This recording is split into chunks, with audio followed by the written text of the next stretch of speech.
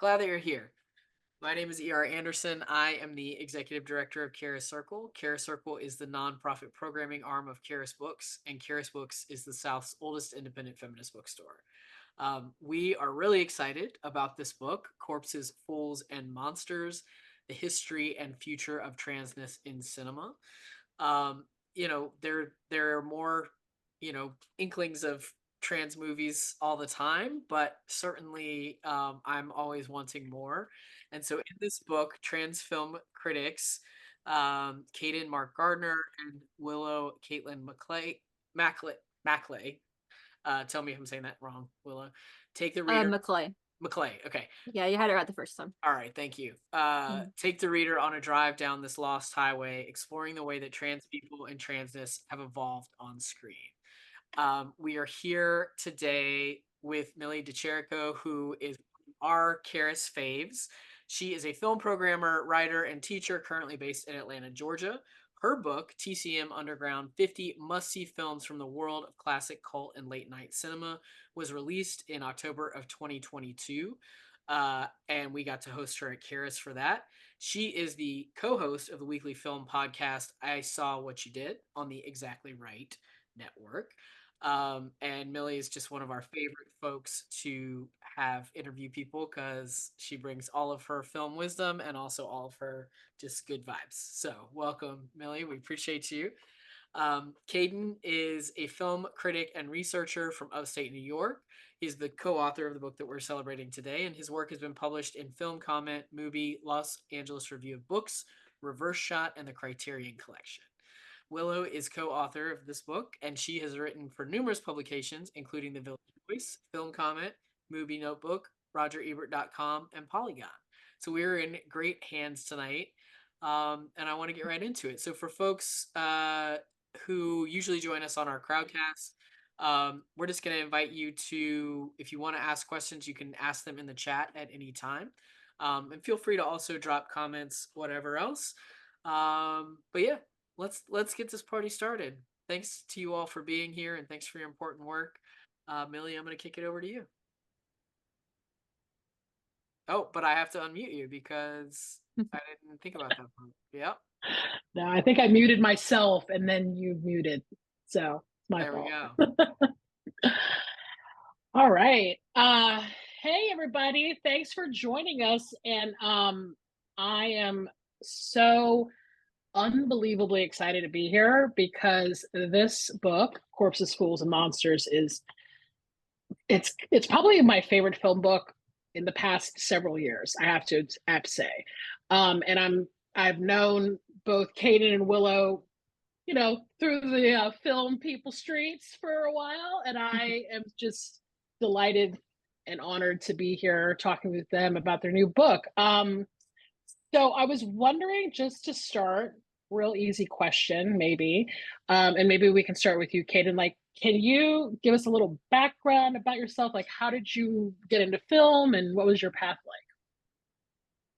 Well, I was very obsessive at a very early age. I was very much a latchkey kid and also kept to myself. So whenever I visited my grandparents' house, which, fun fact, I actually now live in my grandparents' house now. So it's a weird kind of full circle. I would often just watch movies, whether it was the old AMC when they actually just played old movies, or Turner Classic Movies, or even just anything that was on their cable and try to look through their TV guides to see what else was on to watch. And I just went from there. I was always fascinated by film history and a deeper context.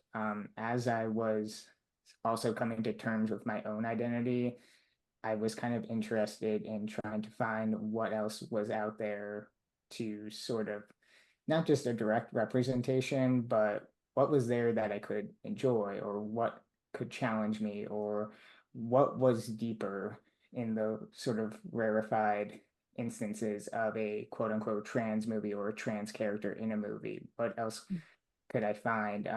I basically wrote film reviews in my college paper that I'm happy that no one can find, thankfully, because they were way too ever digitizing my my film reviews for the college paper. And I kind of like bounced around blog spots, Tumblr, and then I would say in my mid 20s, I was actually writing film reviews and doing freelance work. But I also wanted to focus more on researching more and more into film history regarding queer and transness in cinema. And I think I was able to connect with Willow through Twitter, and we kind of built a rapport that was actually predated me even coming out trans to her and sort of telling her that we're sort of cut from the same cloth. We already were talking about movies and stuff, and also a full circle event. I think I actually came out to her after I read her sort of glowing review of Jonathan Glazer's Under the Skin, which is featured in our book. So I think after that point, I think we both kind of uh, had this mutual interest in wanting to know more about what was out there. And I think from that point, we wanted to do a little project. We were inspired by Sheila O'Malley, a great critic who often did these sort of deep dives and did these very close reads of whether it was a film, an actor, and we were inspired by that, and we wanted to do something like that. So that's how the Body Talk series sort of came into form, and Yeah. it's 6 years old at this point, and it feels like it was yesterday, but also so long ago at the same time. But yeah, it sort of built from there with the goal of the book. And this is basically years of research and us going to sort of the ends of the earth to find what we could put in this book. And I think when we started in 2018, we were taking it very earnestly.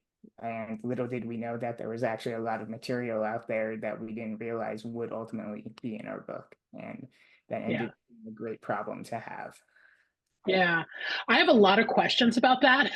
as somebody who also has written a film book and had to like come up with a list for the book, I'm gonna be very nerdy about that question in just a second. But Willow, I was wondering if maybe you wanted to talk about how you kind of came into film, and I do have a question about Body Talk because that's honestly how I came into the writings of both of you. So, Willow, how did you get into film, and were you a film fan from a young age too, or? Yeah.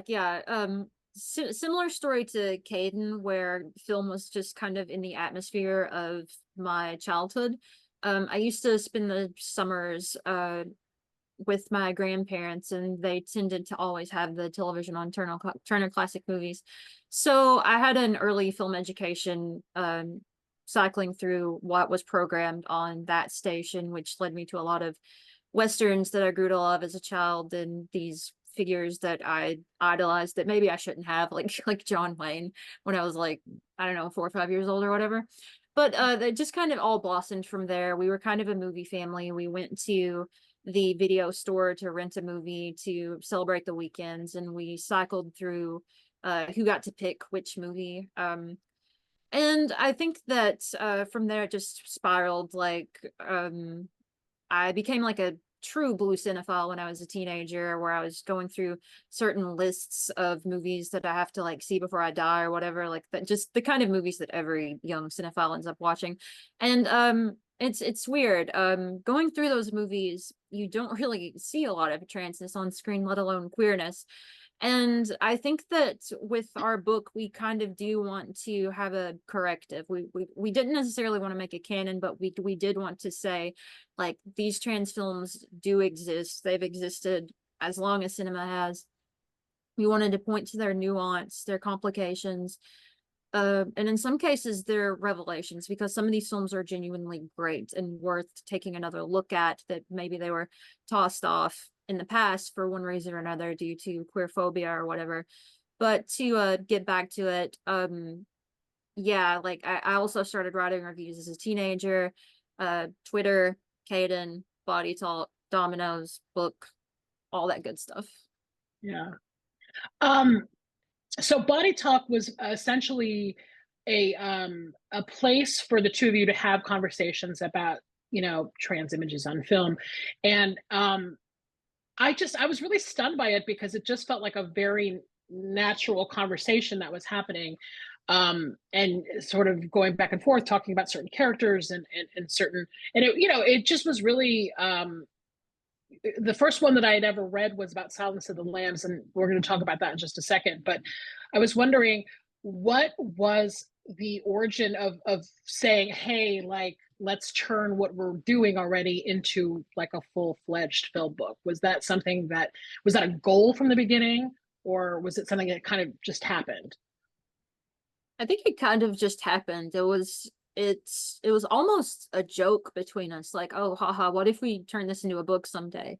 And we had the very fortunate luck that Body Talk had such a wide-ranging readership that Carl Neville, who worked at Repeater Publishing, was one person who was reading this, and he was very into what we were saying. He felt like we were filling in a gap in film communication and academia and criticism that maybe wasn't there previously, and he asked us both, if you'd like to, we can see if you can turn this into a book. And everything just came out of that conversation. We're like, oh, this joke is real now, and we have to like actually we're actually going to do this.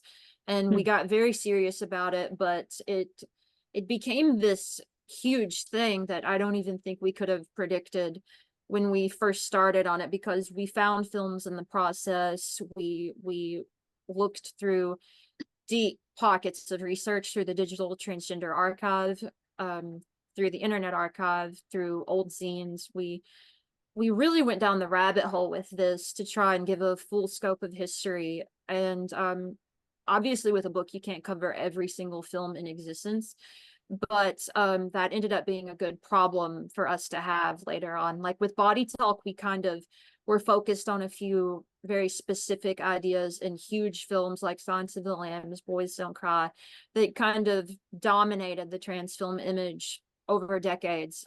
Certainly dominated the trans film image when Caden and I were growing up in the 90s. But yeah, it came out of Body Talk, and it's just it really took us on a journey that I don't even think we could have expected. Yeah. And just to add to that, I think it was as we were going through these, we were kind of building momentum. We were getting good feedback.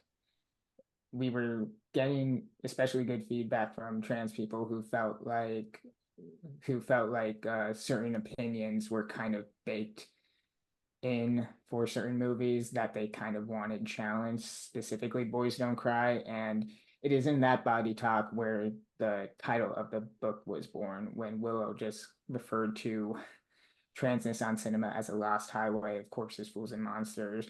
And I remember reading that when we are going through the Google Doc of it before publishing, and I just wanted to sort of bookmark that and feel, because I felt like that's the title. That's the title right there. It was something that I was starting to feel confident about, that we could possibly do this. And if we could present it in the sort of way where we mutually felt that this was the title and sort of the idea to build a book around, that we can move forward with this. And we sort of ran with that, and we kind of kept moving forward. But also we wanted to explore what was also currently out there, what were the more contemporary offerings as well, because we didn't want to just stay stray around the same titles from the 80s, 90s, or even 70s. We wanted to really dig in to, is there actual progression? We have these film institutions and film festivals telling us there are all these great artists and films coming up, but can any of these sort of speak to us on a certain level? And I will have to say, it wasn't until recently where I definitely felt like I saw movies that were kind of up to that challenge and really pushing forward ideas and notions of trans embodiment and trans representation, that I felt like could not just speak to the trans community, but could also be articulated in a way that is accessible to a mainstream audience. Yeah. I have to And say, it must be said too that when we started Body Talk, part of the impetus for that was just a corrective to how mainstream film critics were writing about trans films.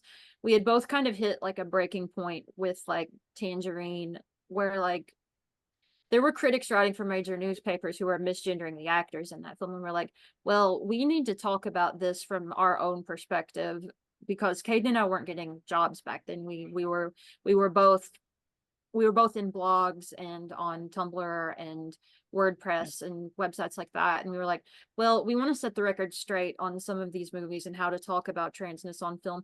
And we did, I think, have an impact with our Body Talk series, where I do think we had enough momentum with it and enough of a readership where I do think people started to change the way that they wrote about trans cinema. I think that's one of the most optimistic things about Body Talk and about this book, is that in the last 10 years we have seen a lot of change in film that we couldn't have predicted when we started both.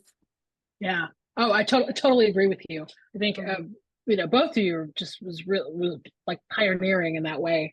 And part of like what is really impressive about the book is that you do get, I mean, the book sort of moves more or less chronologically. But there's some really early things in the very beginning. Like, I discovered that Ernest Lubitsch silent film that you write about at the beginning, which was, I mean, incredible. Like, I hadn't even heard of that before. And I always consider myself a fan of Lubitsch. And I'm like, what? I haven't even heard of this. But you take the time to kind of go through really early things. And then, kind of move through time. And I wanted to ask about, you spent a bit of the beginning of the book talking about Christine Jorgensen. And I was wondering if maybe you could possibly talk about who she was for people who may not know her, and why you felt it was important to include her story in the book. Yeah, again, she's often treated as the first known trans woman in America, although it's increasingly clear that there was activity and instances of people at least trying to get surgeries domestically in America, and there's there's reason to presume some people may have flown under the radar and traveled abroad to essentially get the trans surgeries, because most of Europe was years, if not decades, ahead of America in that department. And also, there were instances of known trans people who were already getting hormone replacement therapy treatments prior to Christine Jorgensen. However, to quote the man who shot Liberty Valance, when the legend becomes fact, print the legend, and Christine Jorgensen became a legend. And I think that was kind of why we focused on her, because her celebrity basically extended well into her death, and I would say even beyond her death in the late 80s. She basically became a celebrity. She often talks about how she actually was interested in working in film as an editor and worked for Pathé Films for newsreels. But because of her celebrity, she always had to be in front of the camera. She always had to be the avatar of transness in the United States. She was seen as a sign of progress in both science and perhaps in human sexuality and gender. However, of course, she also sort of became the punching bag, the person to sort of pick apart, the person to sort of loosely base the idea of transness on. I don't think it's coincidence that Gore Vidal published Myra Breckenridge a year after she published her memoir. And of course, we have Glenn or Glenda by Ed Wood.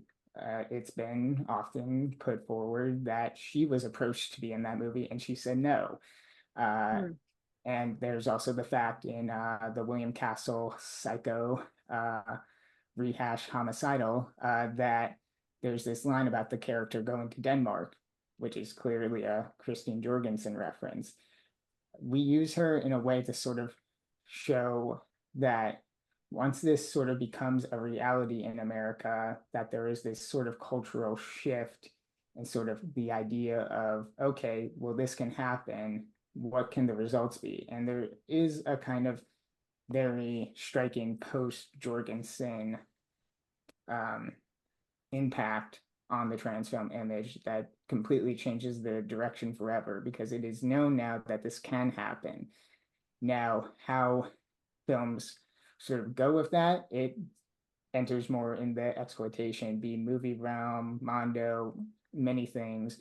There is this one attempt to try to follow her in earnest by adapting her memoir, and it's a disaster. It's an X-rated movie, actually directed by the now Voyager director, which I kind of find funny because that movie is itself a kind of feminine transformation movie itself, but they essentially had a Ken doll football player play Christine in that role, and it just is so terrible, unfortunately.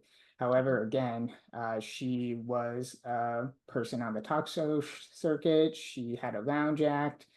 She appeared in many things in documentaries well until old age. She was in Lee Grant's What Sex Am I? She basically is this pioneer, and but also at the same time, it doesn't seem that there's any sort of progression.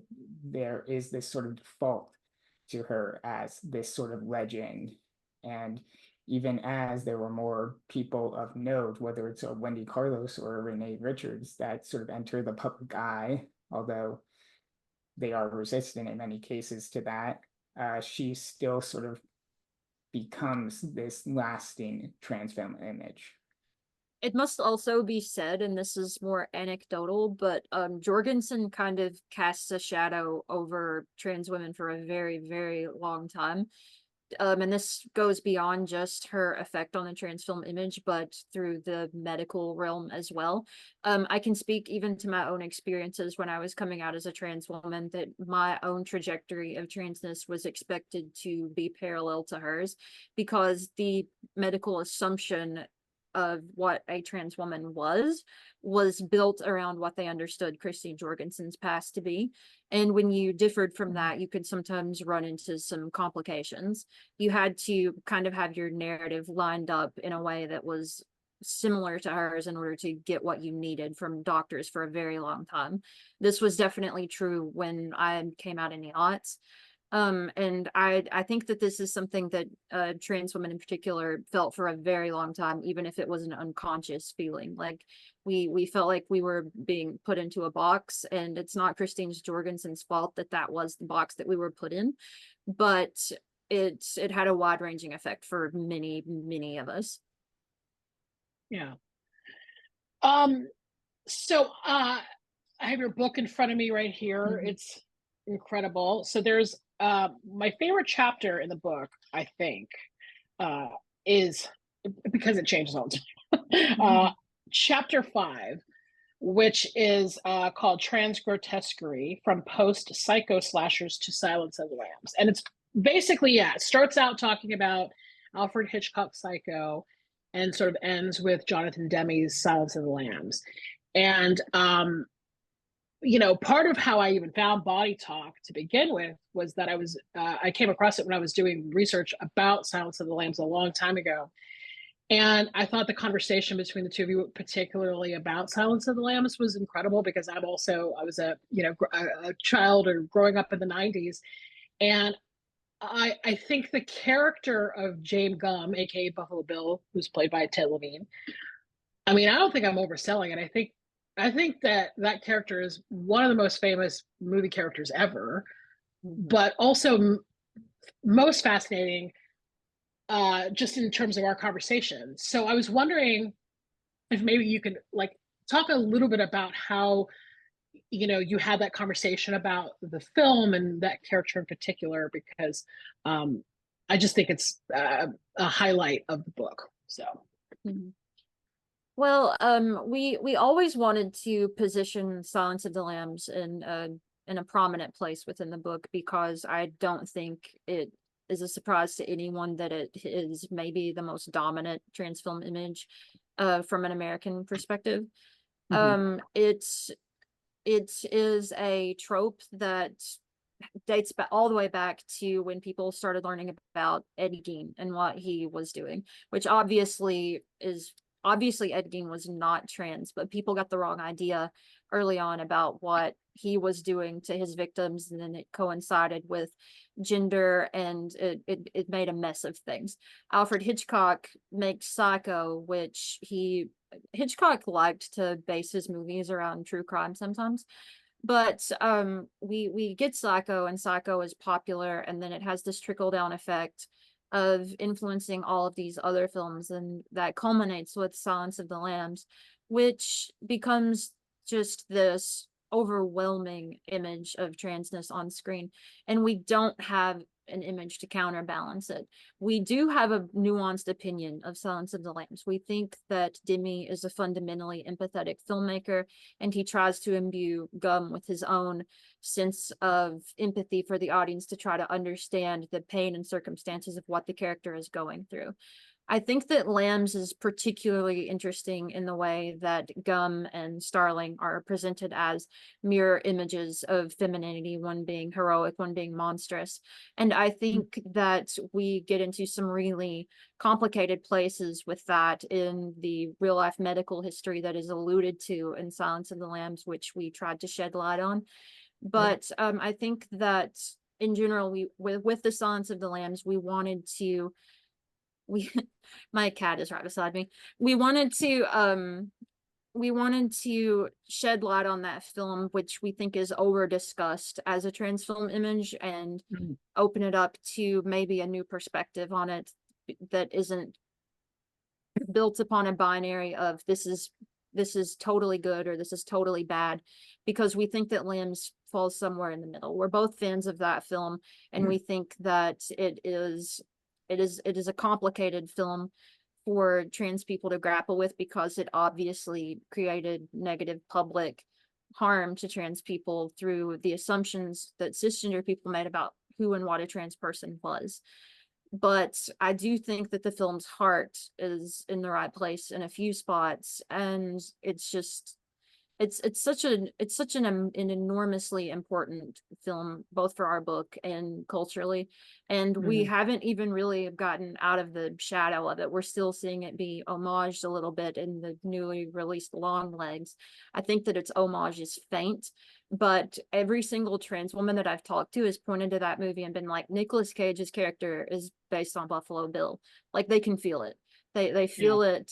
They feel it when they watch it. I'm not offended by the character in Long Legs, for what it's worth, but I do think that it speaks to the power that the Silence of the Lambs had and the effect that it had on culture, that we're still seeing it recycled in 2024. Yeah, Right. and that was obviously our first body talk. We were basically, when we entered into that, we're jumping into the deep end immediately when doing that, because we are aware of both its popularity, its near universal critical acclaim, and also how polarizing at best it is within our community.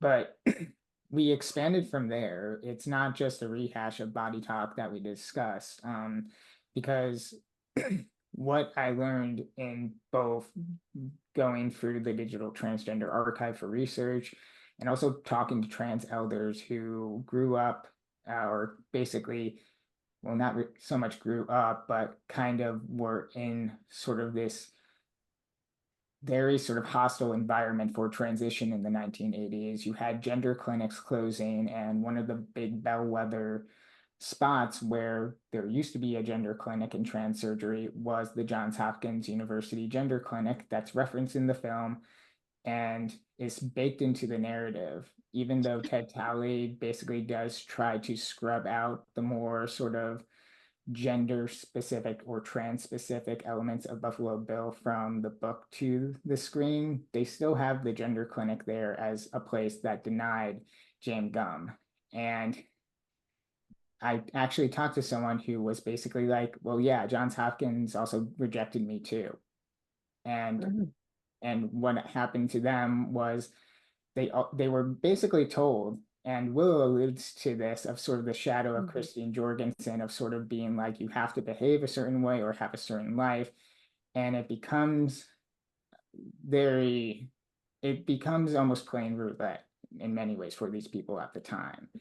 They basically had to make sure they went to a certain specialist who would understand and be empathetic to their situation. Otherwise, they were shit out of luck. They had to consider going to a different state, a different specialist, possibly going overseas for surgeries, which again, not uncommon, but you also had to be one of means to even think about doing that. But yeah, I basically met trans elders who got denied by Johns Hopkins University's gender clinic. Uh, what they had to do was basically try to regroup, try to form connections within trans networks to try to figure out what can they do to survive. And what I found in looking at sort of the backlash to trans people in the late 70s into the 80s was that basically this was something that all of the people who were around that time knew about, but it's a sort of history that unfortunately got lost as these more analog media and publications sort of went dormant and couldn't really digitize or get the same type of audience in the internet age, while newer, younger trans people weren't really aware of this history. There isn't this real sort of history. It gets very scattered. It wasn't really until the gender Johns Hopkins decided after their very controversial head of their medical department essentially left the university that and they started to actually reopen for trans surgeries, did this topic even come back into the dialogue. I believe it was Samantha Allen, a trans journalist, that actually had the headline, "Can trans people really trust the Johns Hopkins University after all this history that sort of happened," and had not just an impact for people who went there, but also because of Hopkins's reputation, it had a dire effect nationwide and also in Canada as well. Mm-hmm. Wow. Okay. I know we're going to do some questions in just a second, but I had just a few more questions about the book. One of the other chapters that I really like in your book is chapter 7, which is devoted to the movies of David Cronenberg, which is very interesting. He's probably the most famous horror director that works most specifically in the sort of body horror subgenre, right?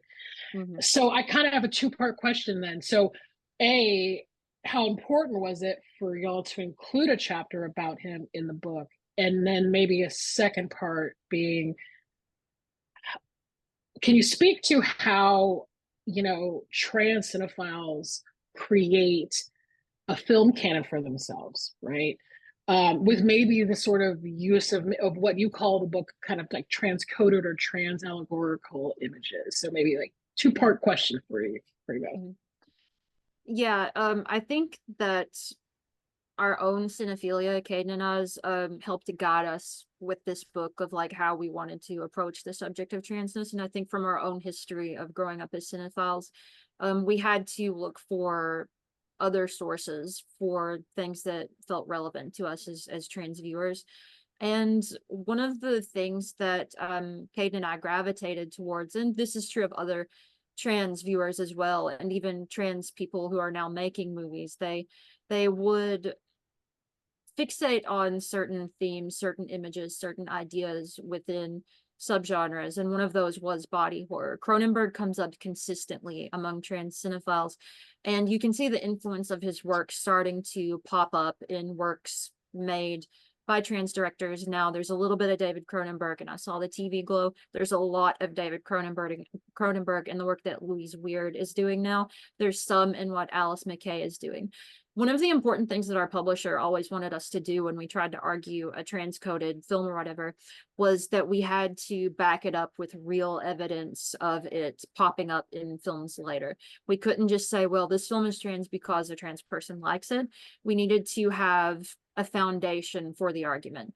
And in the case of Cronenberg and some of the other films within that chapter, like Ginger Snaps and Cat People, there is a thematic linking device for the subject of body horror, because we do have access to the changing body as a feeling of monstrosity, as a feeling of relatability. And I think that due to the nature of the lack of explicit representation that trans cinephiles frequently have, we do have to find ourselves in these other images. Jane Schoenbrunn has been talking in interviews for TV Glow recently that that's what that movie is essentially about. And for the trans viewer in question to find their own beauty within the broader scope of film or television or the arts in general. And we've been put in this really sort of unfortunate position of trying to rummage through other things to find ourselves. We think that that's starting to change because we think that Gen Z filmmakers and people who are growing up in that generation have more access to trans people, whether that be through social media or through just the easily available way that you can just type it down on the internet, films featuring trans people, and then you can go look for it that way. But the specific circumstances of growing up when Caden and I did, when Jane Schoenbrunn did, for example, we had to kind of create a mosaic of transness out of things that weren't trans. And with this book, we wanted to build a monument to that type of viewing experience because it very obviously affected us, and it's affecting a lot of modern trans filmmakers who are working today. And I do think that we got to a really sturdy point in making that argument that I do think will help viewers understand who aren't trans, maybe, like, what does a trans film image look like when it's not telling you it's trans in the first place. Yeah, and we talked about Cronenberg. He technically did make a trans sort of narrative, which is ironic. It's the only movie that trans people don't like that he did.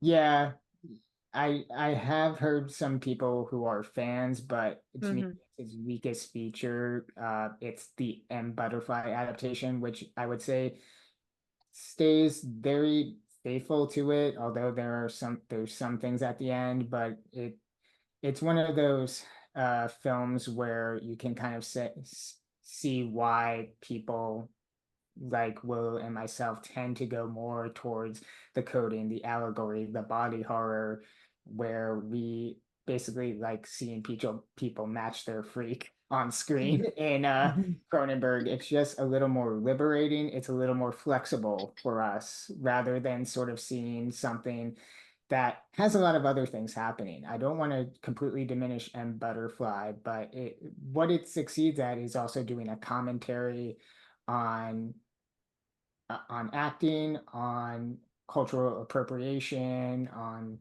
the weird way the West tends to fetishize Asian bodies. There's a lot going on there, to the point where I don't think the person who did that play actually necessarily had trans people on top of mind. It just seemed to happen by accident in many ways. And it kind of shows in how the narrative unfolds.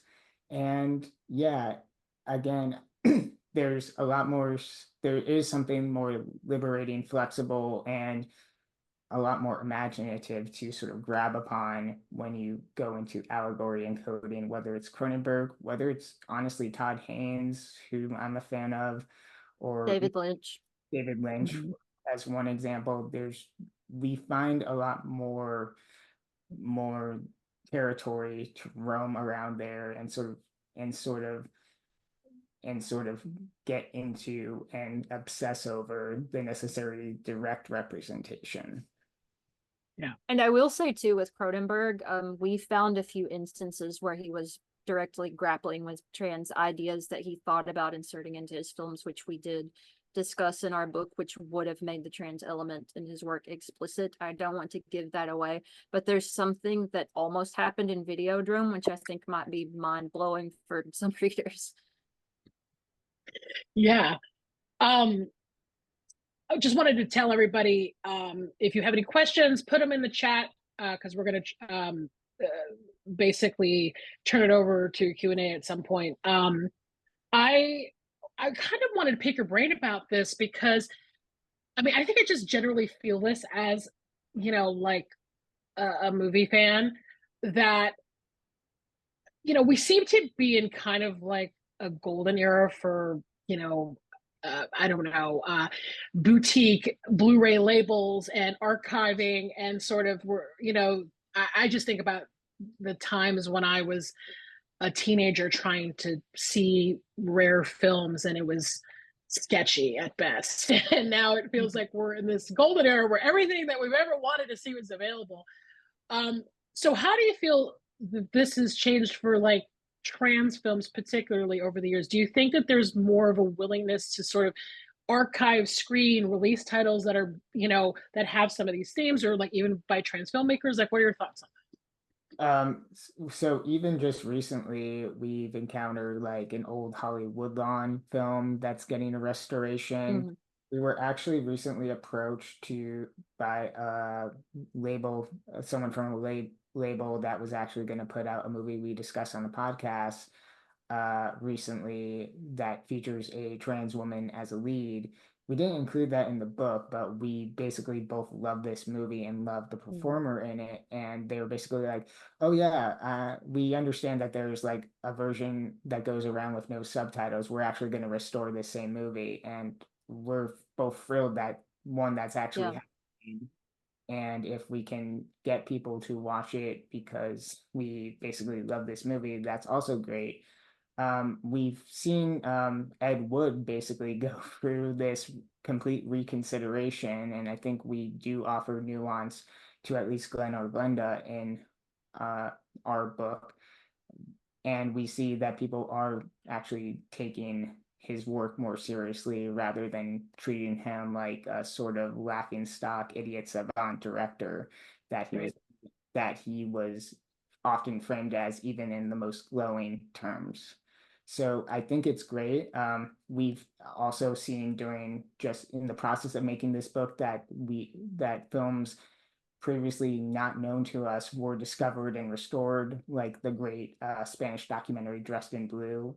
Yeah, we're both really excited about sort of the possibilities there of sort of these counter narratives that are coming up and can basically point to a sort of broader, more varied trans film history. Yeah, one of the things that we figured out with this book is that there's a deep well of trans film, too many that we couldn't include all of them. There was an initial draft of this book that was close to 500 pages. That's how many trans films we found and covered and wanted to take a look at, but we had to be concise. But there's a lot of films made by trans people that are out there that don't have prominent DVD releases.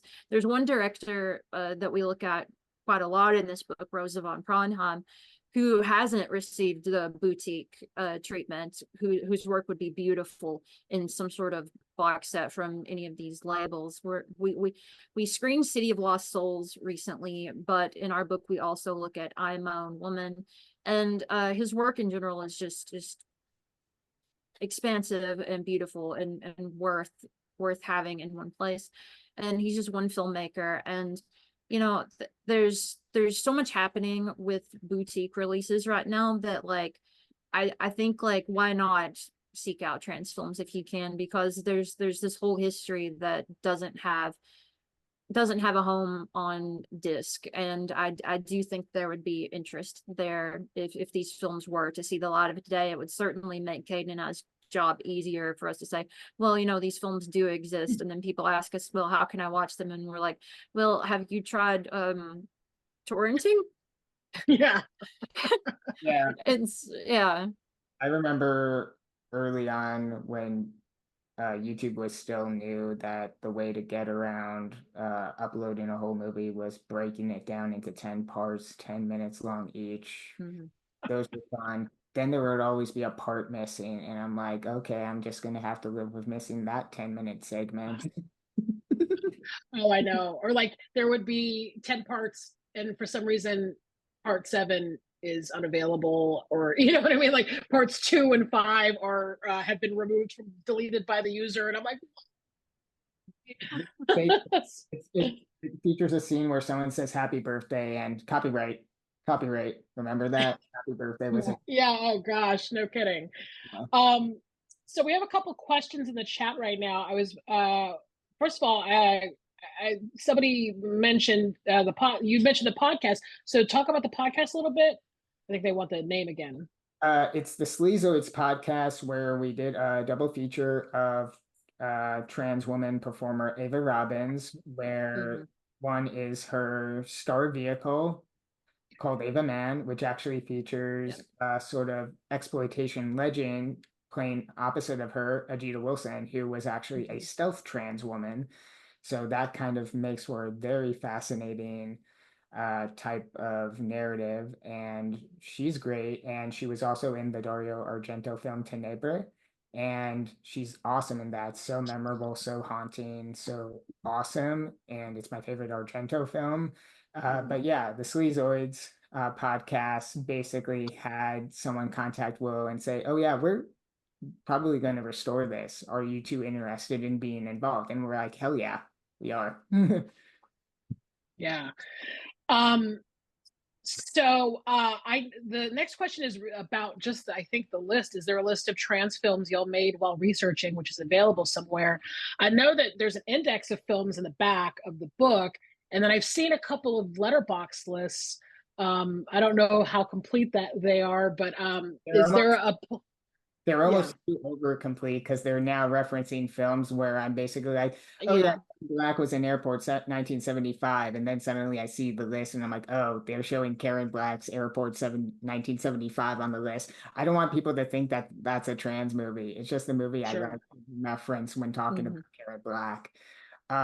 There's a list. There was also a list of like stuff where we were just trying to find stuff like I remember when I was trying to write about Sadie Benning's video works, and I could only really give Flat is Beautiful enough time, but basically all of their video works do a lot of fun, unique, absolutely outrageous and fun punk stuff with gender that's worth revisiting. So I have a list saved in my private letterbox account that I promise to share to the world ultimately when I am able to actually get some sleep. Yeah, we have to we want to publish our own version of like a letterbox list of like these are the films that were in the book that actually are relevant to the topics that we're discussing, and these are, and maybe we'll expand it to say like, well, these are the films that were in a draft at some point that we had to cut for one reason or another.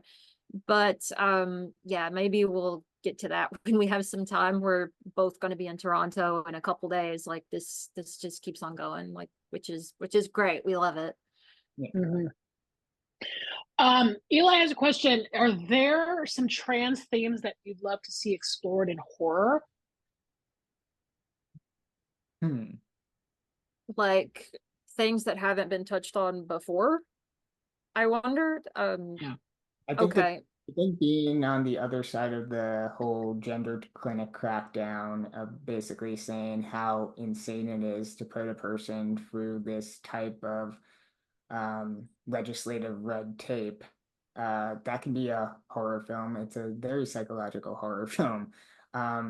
I sometimes like to think, again, to go back to Todd Haynes, I really connected with that early on in my transition, his film Safe, because it is about a character who basically does not know the words to describe her. And to me, that can also be what I could ascribe to my gender dysphoria experience for many years before ultimately landing on the fact that I was trans the whole time.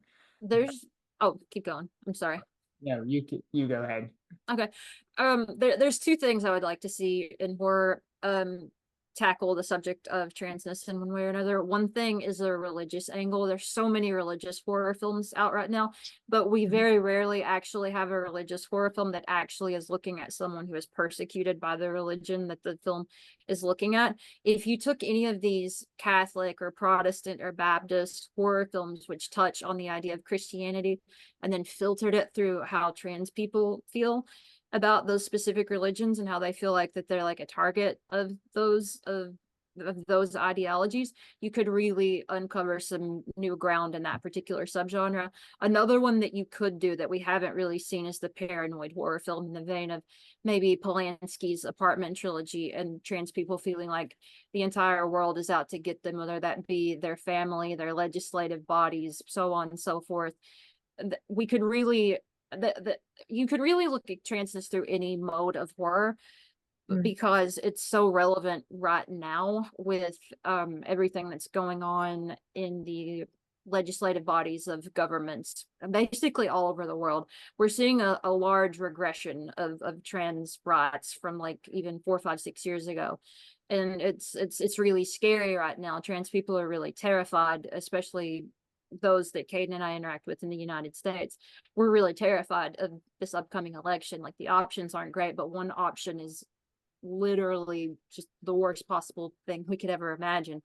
And you know, with horror films, I think a lot of modern horror is a little bit squeamish about everything that's actually going on right now.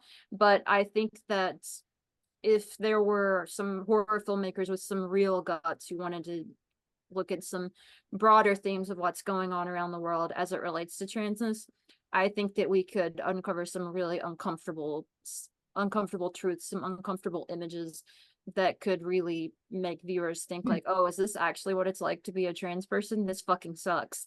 Like, you know, there's a lot of different things that we could do in horror that have never been done before.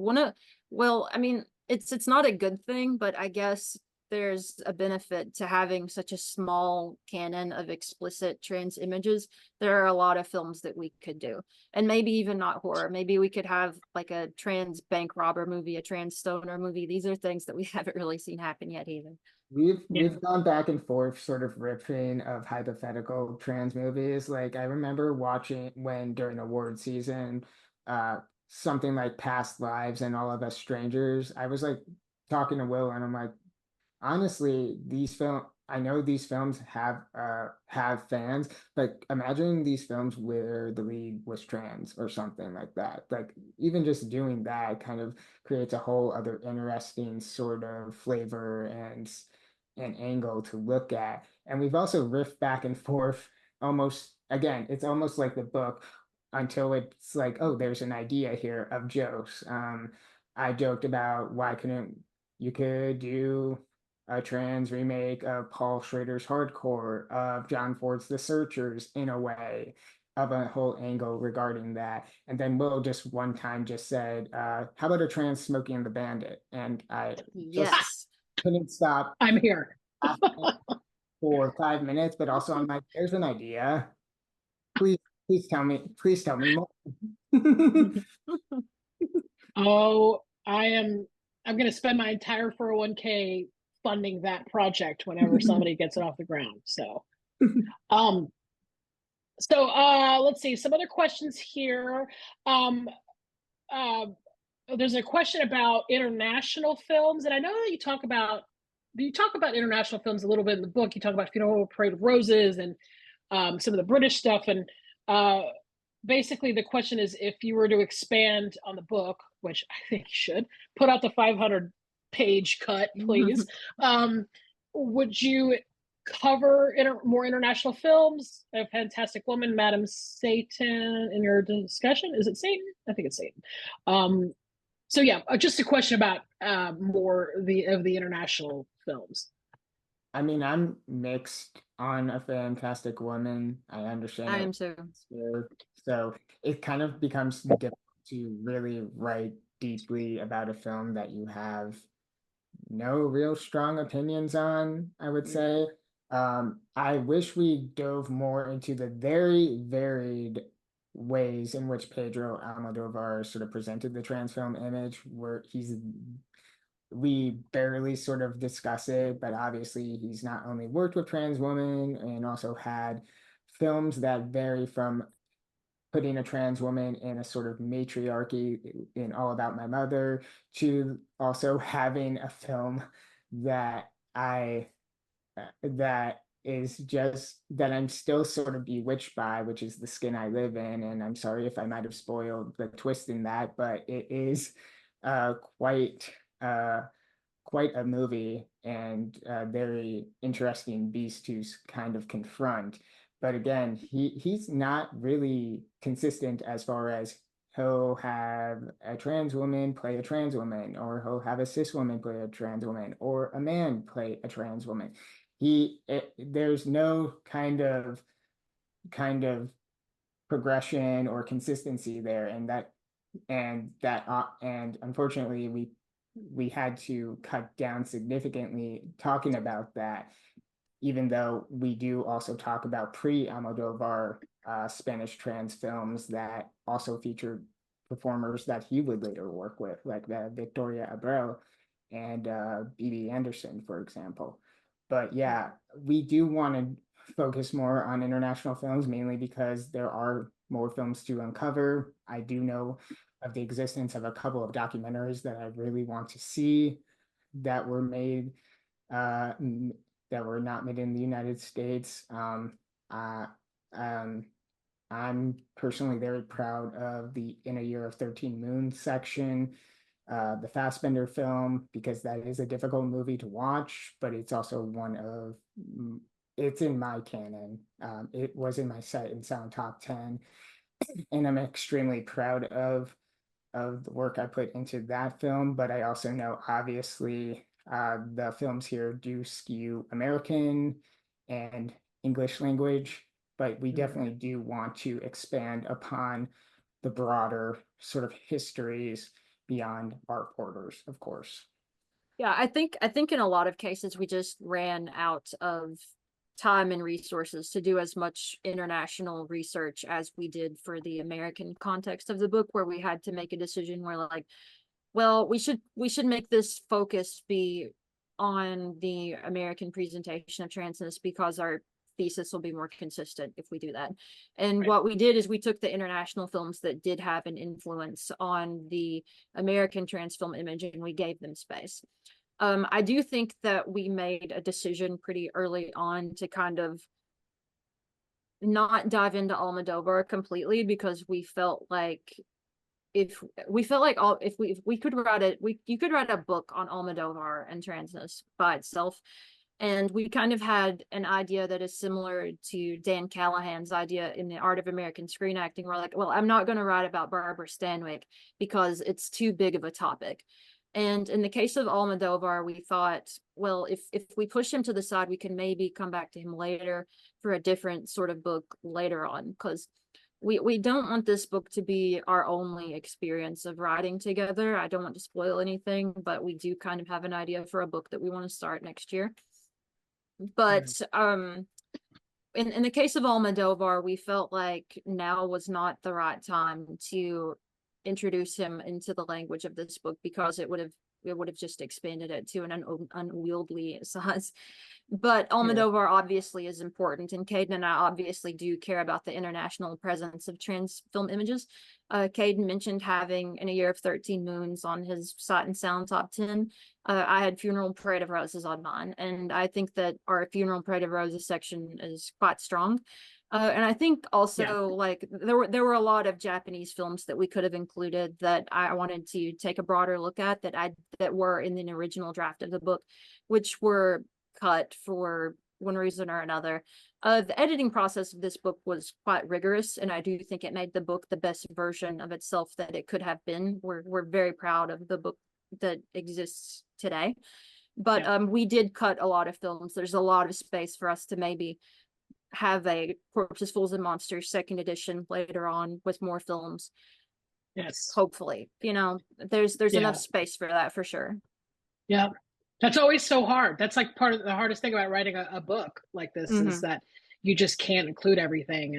And especially the international titles, a lot of that is an access problem too, just because, so a lot of those titles, have to be viewable in the States. And sometimes they don't get as much of the archivist love, or it's, the rights are really complicated. So I totally hear you on that. I was wondering if maybe we can just ask a final question. Do we have time for that, or is that okay? Are you okay on time? Yes. I'm just going to do it. How about that? Do it. Go for it. So I guess my last question is really, I was wondering if you could each pick a title from your book that you were like the most excited or the most interested in writing about, or maybe something that was just the most surprising to research, like, your faves. Doris Wishman's Let Me Die a Woman is such a complicated film, but almost in many ways almost the approximation of the book and its ideas in many ways, mainly because it's almost uncategorizable. It's basically made by somebody who might have initially been funded by the Reed Erickson Educational Foundation. Sidebar, Reed Erickson was a trans multi-millionaire scion from Texas, known as the trans Howard Hughes, not just in being a rich Texas man, but also because he kind of became crazy towards the end. And that unfortunately did have a negative impact because suddenly the person who was funding a lot of the education and resources for transness in the United States went incognito, and then a lot of things kind of fell apart after that. But Wishman's film is exploitation. It's a Frankenstein's monster in of itself. If you read our book, you can understand our affinity for not just Frankenstein's monster, but the sort of wonderful scholarship of Susan Stryker. Like, again, this book would not exist without people like Susan Stryker, who sort of present the idea of embracing the sort of trans monstrosity. And in many ways, that is Let Me Die a Woman, which again is very much a product of a trans medical film, but also an exploitation film, a documentary, but also definitely has a lot of these scripted scenes. And it might be the only X-rated film that I know of that also had a novelization, maybe. Like, it's quite unbelievable. But I also later found out that a trans woman at a certain point was one of the credited cinematographers. Uh, she was Andrea Susan Malik. If you also look into the history of this trans enclave called Casa Susana, her photographs basically sort of fell through the cracks and sort of entered the public record. And she also was a presence at other trans spaces like Fantasia Fair that took place in Provincetown and is still happening. It kind of became this not just sort of one-off, or not just something that for people who love Doris Wishman, of which I know a lot of people who love Doris Wishman, but it became this very sort of bigger piece of work to reckon with as far as the sort of compromises of the trans film image, but also the sort of value it has in the history that's sort of baked in there that you don't, that when you encounter it, you might not even be aware of all that history tied to it. So that was a wonderful thing to write about. For myself, I think it was a constantly evolving thing. I think when we first started drafting the book, I thought, oh, the thing I'm most excited to write about is to finally put out my thesis on David Cronenberg as a trans visual stylist. But then when we were writing the book, I was like, oh, I'm really enjoying looking at Funeral Parade of Roses, and our Dog Day Afternoon section is, I think, as definitive as we could possibly get on that movie. But then this happy accident occurred while we were writing the book, where all of these new trans filmmakers were starting to get some buzz and starting to make movies. And I think that one of my favorite sections to write in the book was on Jane Schoenbrunn, whose work I really adore. I think I think that they're making a mark in a way that I don't think we've seen a trans filmmaker do in the mainstream since the Wachowskis. How have we gone this whole conversation without mentioning the Wachowskis? I had it in my notes and I was like, you know what?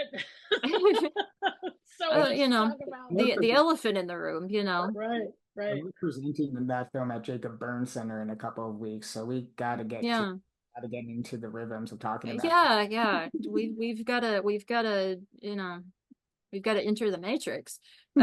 Speaking of the Matrix Resurrections, we loved writing about the Matrix Resurrections. That is a film that will have its due someday. We think it came out right when Omicron hit, like the same exact time period. It had no chance in cinemas. I would greatly suggest people take another look at that movie because it's postmodern, it's metatextual, it's dealing with the trans angle in an explicit sort of way. It's dealing with the idea of transcoding in an explicit way. Yeah. And I think that we're really proud of that section. I don't know, it's so hard to single out any one thing that we did in this book that we were like most excited to write about. It would be easier for us to say like, well, which ones were you least excited to write about? And for me, that would be like the 1-2 punch of like the Danish Girl and Dallas Buyers Club, which was just hell to live through back in 2014. Yeah, it wasn't fun writing about Boys Don't Cry, even though I put in a sizable amount of time into it. Mainly because I don't have the best relationship with that movie, but I have a strong opinion about it. And I basically did my best to basically state my case. I know there are people who disagree and find that film valuable. I still think there are way too many problems in its dramatization to overcome, and I'll just leave it at that and let the readers decide. Yeah. Well, it looks like we're pretty much over time at this point. I mean, honestly, I could talk to y'all all night. And I'm sure everybody who's watching feels that way too. And sorry if we didn't get to your question. But I just wanted to say thank you so much for writing this book. I mean, it is, I mean, I'm not gassing y'all up. This is a masterpiece. It's incredible. It is so impressive. The movie list is incredible in the back.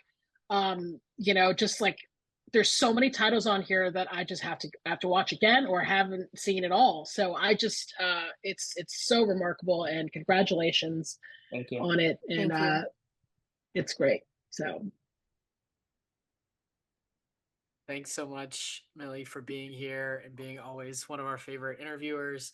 Thanks to Willow and Caden for this important book. Well, thanks, y'all. I appreciate it. Have a great night. And thanks, everybody, for watching. Thank you again. Thank you. Bye. Thank you.